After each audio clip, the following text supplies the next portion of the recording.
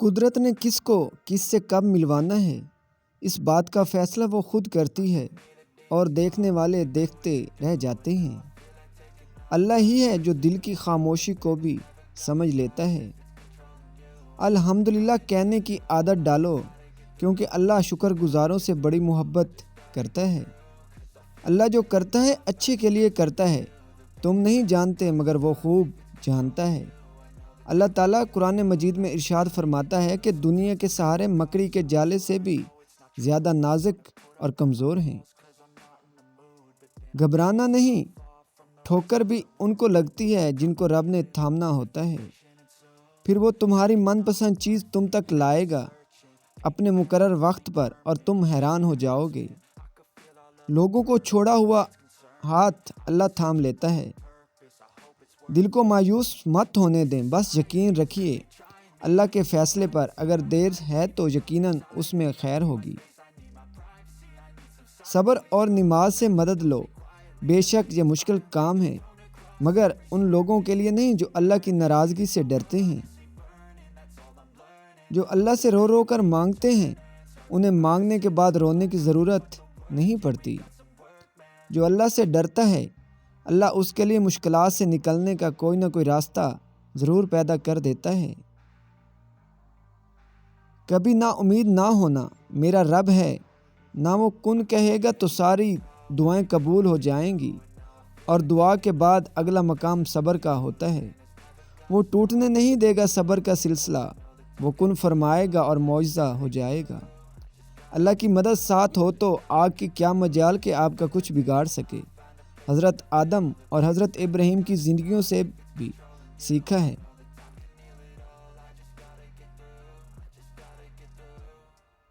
جب اللہ کی رحمت جوش مارتی ہے تو وہ آپ کے لیے اچھائی کے دروازے بروں کے ہاتھوں سے کھلواتی ہے۔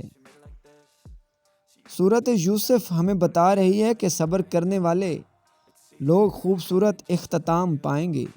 ہمارے مانگنے میں کمی ہو سکتی ہے، اللہ کے دینے میں نہیں۔ تم صبر کی انتہا کر دو، اللہ معجزوں کی انتہا کر دے گا۔ برے وقت میں بندے کا سب سے بڑا مددگار اللہ پاک خود ہوتا ہے۔ دیر لگے گی مگر صحیح ہوگا، تمہیں جو چاہیے نا وہی ہوگا۔ دن برے ہیں زندگی تو نہیں، صبر رکھو، یقین رکھو سب اچھا ہوگا۔ مشکلات جب آتی ہیں تو انسان کو بظاہر راستے بند نظر آتے ہیں، لیکن اللہ تعالیٰ سے امید اور توکل کا دامن ہاتھ سے نہ چھوڑیے تو وہ ایسے ہی راستے کھول دیتا ہے۔ پریشان ہو تو سر مت پکڑو، سر کو اللہ کے سامنے جھکا دو۔ وہ روز سنتا ہے تمہیں قریب سے، پھر کیوں گھبرا رہے ہو نصیب سے۔ اللہ جہاں سے چاہے نصیب پلٹ دے، اس کی قدرت تمہاری سمجھ سے باہر ہے۔ جب مشورہ اللہ سے مانگا جاتا ہے تو مشورہ بھی ملتا ہے اور غیبی مدد بھی۔ سجدے لمبے کیجئے، مشکلیں چھوٹی ہو جائیں گی انشاءاللہ۔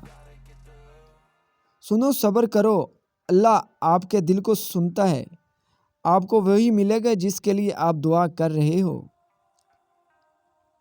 بڑی طاقت رکھی ہوتی ہے اللہ نے ٹوٹے ہوئے دلوں میں، اور جب ان دلوں کا ایمان بھی اتنا ہی طاقتور ہوتا ہے، نہ کہ ان کے دل ریزہ ریزہ ہو کر بھی بکھر کر بھی اللہ سے مانگتے ہیں۔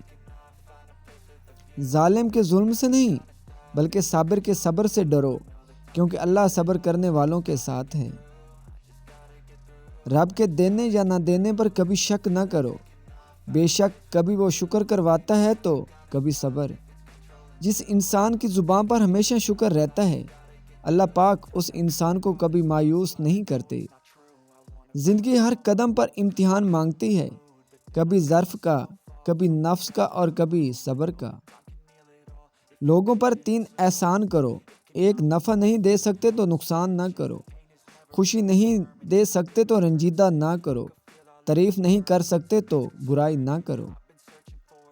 خوشی کا تعاقب کرنے والے خوشی نہیں پا سکتا، یہ عطا ہے مالک کی جو اس کی یاد اور مقرر کی ہوئی تقدیر پر راضی رہنے سے ملتی ہے۔ اور کچھ دروازے اللہ کریم ہماری حفاظت کے لیے بند کرتے ہیں، کیونکہ وہ راستے ہمارے لیے بہتر نہیں ہوتے۔ محبت انسان کو رب تک لے جاتی ہے، مل جائے تب بھی، نہ ملے تب بھی۔ فائدہ اللہ تعالیٰ کی طرف سے ہے اور نقصان انسان کی اپنے ہی بد عمالی کی وجہ سے ہوتا ہے۔ جہالت گہری نیند کی طرح ہوتی ہے، جگانے والوں پر غصہ آتا ہے۔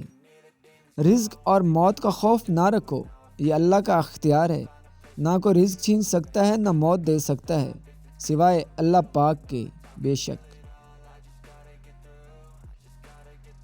انسان کو اللہ تب یاد آتا ہے جب وہ درد کا مارا ہو، غرض کا مارا ہو یا پھر مرض کا مارا ہو۔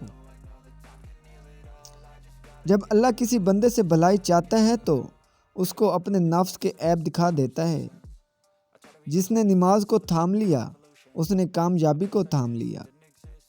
کسی کا سکون چھین لینے کا کفارہ عبادت کر کے ادا نہیں کیا جا سکتا۔ جسے ہم جواب نہیں دیتے اسے رب جواب دیتا ہے، اور جسے رب جواب دیتا ہے تو لاجواب کر دیتا ہے۔ کسی کے وقت پر ہنسنے کی غلطی نہ کرنا، یہ وہ وقت ہوتا ہے جو چہرے یاد رکھتا ہے۔ لوگ تمہیں بدنام کرنے کی لاکھ کوشش کریں گے، لیکن یاد رکھنا عزت اور ذلت صرف اللہ کے ہاتھ میں ہے۔ کسی بھی چیز کے ختم ہونے سے زندگی ختم نہیں ہوتی۔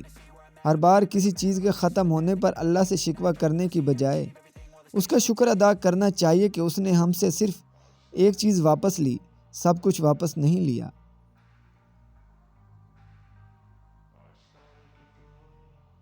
جن سے تعلق رکھنا ہو ان سے بحث نہیں کی جاتی، اور جن سے تعلق نہ رکھنا ہو ان سے بحث کا کوئی فائدہ نہیں ہوتا۔ زندگی کے ہر موڑ پر جہاں امتحان ہوتے ہیں وہیں اللہ کی مدد بھی موجود ہوتی ہے۔ اپنے رب سے مانگا کرو، کیونکہ وہ نہ اوقات دیکھتا ہے نہ ذات۔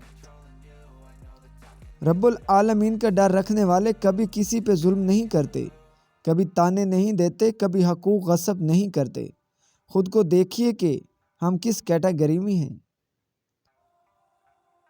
میری مشکلوں سے کہہ دو میرا اللہ بہت بڑا ہے۔